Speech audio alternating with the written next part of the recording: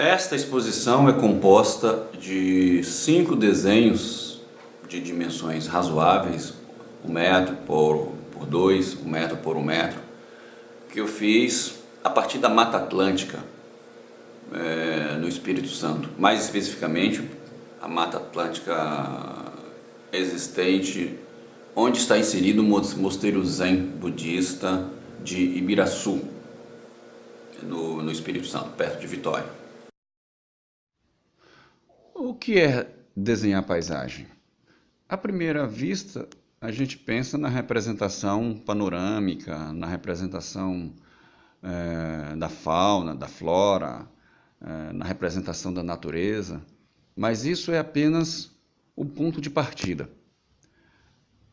Paisagem é sempre inventar na forma do mundo visível, inventar na forma da natureza, porque ao desenharmos, de certa forma, de um lado lembramos da paisagem natural que estamos vendo, mas do outro também esquecemos, porque nos preocupamos com as relações formais que se apresentam no quadro. E um passo à frente. Falar de paisagem é também falar da gente mesmo. Eu penso que estar desenhando paisagem, criando esse universo, eu estou também falando de mim, falando do meu interesse pelo mundo, das minhas paixões, dos meus humores. E, claro, mais do que isso, dos nossos humores, das nossas paixões. Então, uma paisagem desenhada é, de alguma forma, o ser humano, é, de alguma forma, nós mesmos. Eu acho que, se não fosse assim, o trabalho não valeria. Antes de começar a expedição, eu me perguntava o que eu iria desenhar e como eu iria trabalhar a paisagem. Afinal, desenhar qualquer coisa passa por muitas escolhas. Por isso, meses antes fiz vários exercícios de desenho de observação em parques, em viagens, no Mosteiro Zen Budista de Ibiraçu, aqui em Vitória. Mas ao embarcar, eu me apresento como um marinheiro de primeira viagem. Desenho de paisagem era uma questão nova para mim. Diferente da fotografia, cujo registro se faz de maneira rápida e sucessiva, com alguma garantia de boas imagens, o desenho pede tempo e se constrói errando. Uma linha nunca sai reta, um círculo nunca sai perfeito, a mão precisa de ponto de vista, mas nunca dá ao olho o que ele espera. Ela sempre promove uma diferença, uma surpresa. Precisamos sair do nosso lugar para chegar onde o desenho está, ainda que esse seja o desenho que buscamos.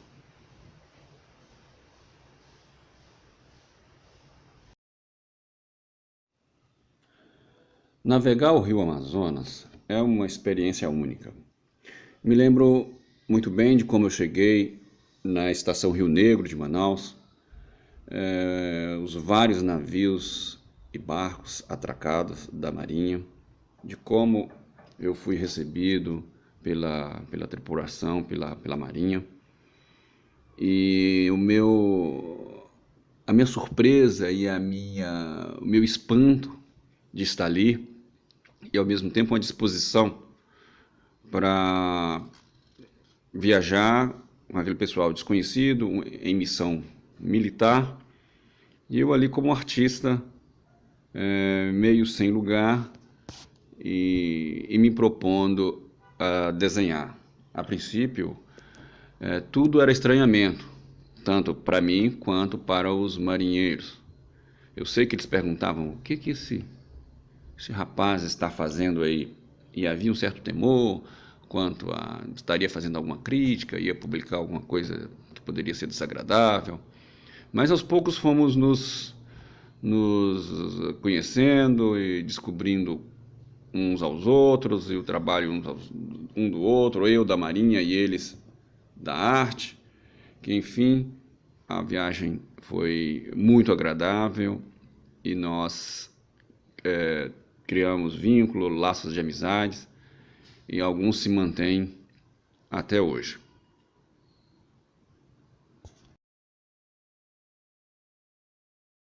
Em 2012, eu embarquei em um navio hospital da Marinha Brasileira para uma viagem de 13 dias, subindo o Rio Madeira de Manaus a Porto Velho, e isso mudou a minha vida. Até então eu não tinha desenhado paisagens, e ali se criou um novo assunto para o meu trabalho de artes plásticas, a paisagem. É claro que eu não sabia disso, e embora o projeto naquele momento fosse para desenhar e fotografar a paisagem, era uma coisa meio ao acaso e o interesse de conhecer a Amazônia brasileira, de viajar, de descobrir coisas. Como diz Goethe, a gente não viaja para chegar, a gente viaja para viver. E eu me embarquei para essa viagem à Amazônia, para viver essa situação de ver novas paisagens, de conhecer a Amazônia brasileira, enfim. E a Marinha Brasileira me possibilitou essa viagem, de estar no navio, de visitar comunidades ribeirinhas, e foi tão fantástico que a paisagem passou a ser um dos temas que eu viria a tratar em meu trabalho artístico. Então vou falar um pouco dessa viagem a partir de umas anotações que fiz naquela ocasião e que está publicado em um livrinho chamado A Invenção da Paisagem.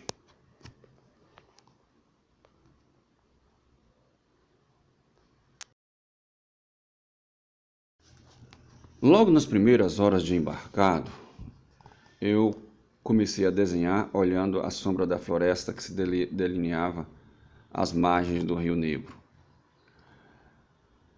O impacto foi muito grande, porque ficava a uma certa distância e fotografar não bastava.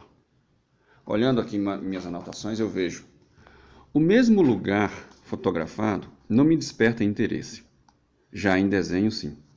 O desenho, por estar em trânsito, feito em pé, apoiado no corrimão do navio e com o movimento das águas, tem um outro posicionamento. Fico várias horas criando tons de cinzas, sensações de nuvens, de água e a silhueta da floresta no meio do papel.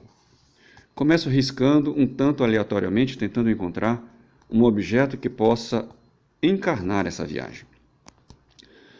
Lembro-me do belíssimo desenho do artista paranaense Francisco Faria e me pergunto: o que desenhar aqui?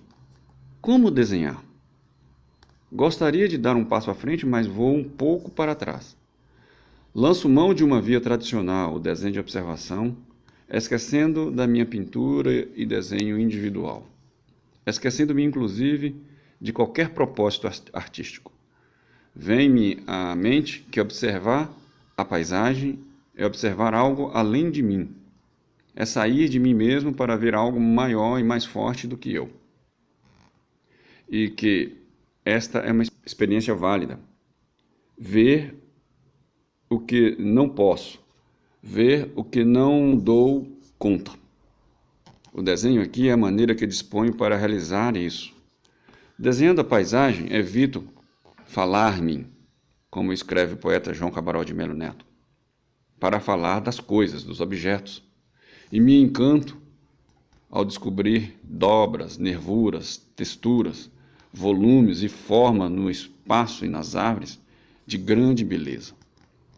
Fico alheio e o desenho me interessa cada vez mais, mas ao final eu me pergunto, juntamente com o próprio poeta: na seleção dessas coisas que olho e faço, não haverá uma fala de mim?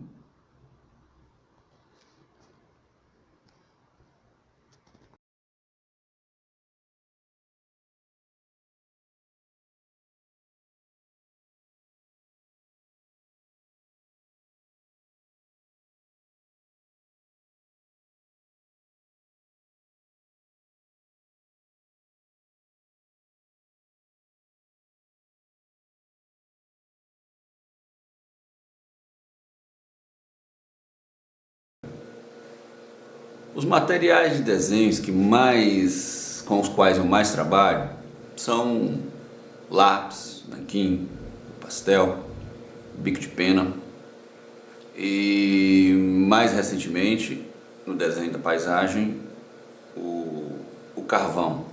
Principalmente essas paisagens de grandes dimensões, de maiores dimensões. O carvão é um material dócil, mas também perigoso, porque ele suja muito e não permite muitas camadas de cinza. Então sempre é um desenho direto, com um teor assim de croquis muito grande, mas me interessa muito pela possibilidade de contraste que ele dá, né? Essa intensidade que o desenho a carvão resulta. E a isso eu fui acrescentando o tom cinza do pastel para trabalhar mais a profundidade, uma noção assim de distância que a paisagem sempre evoca.